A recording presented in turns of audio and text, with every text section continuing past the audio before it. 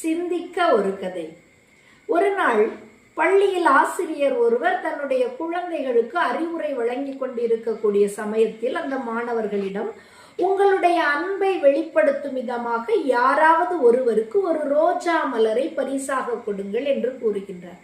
அன்று மாலை பள்ளி விட்டு வீட்டிற்கு செல்கின்றனர் குழந்தைகள். அப்படி செல்லக்கூடிய வழியில் ஒரு செல்வந்தர் ஒரு குழந்தையை தன்னுடைய காரில் ஏற்றி சென்று அவளுடைய வீட்டில் இறக்கி விடுகின்றார். உடனே அந்த குழந்தை அந்த செல்வந்தருக்கு தன்னுடைய அன்பை வெளிப்படுத்தி ஒரு ரோஜா மலரை பரிசாக கொடுக்கின்றாள்.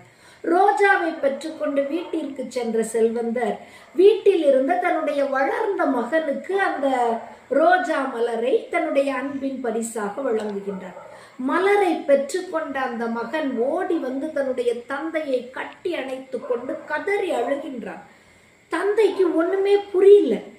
ஏன்பா, ஏன் இவ்வளவு அழுற, எதற்காக நீ இப்படிப்பட்ட ஒரு காரியத்தை செய்யற அப்படின்னு சொல்லிட்டு கேட்கிறார். உடனே மகன் அதற்கு பதில் சொல்கின்றான், அப்பா, உங்களுடைய வேலைகளுக்கு நடுவுல நீங்க இதுவரையில என்னை ஒரு நாள் கூட கவனித்ததே கிடையாது.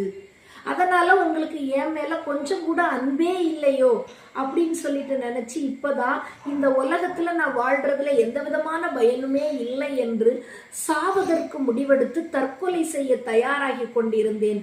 இந்த நேரத்துல உங்களுடைய அன்பை வெளிப்படுத்தி இந்த ரோஜா மலரை நீங்கள் கொடுத்ததற்கு மிகவும் நன்றி என்று கூறி கட்டியணைத்து மீண்டும் தேம்பி தேம்பி அழ ஆரம்பித்தான்.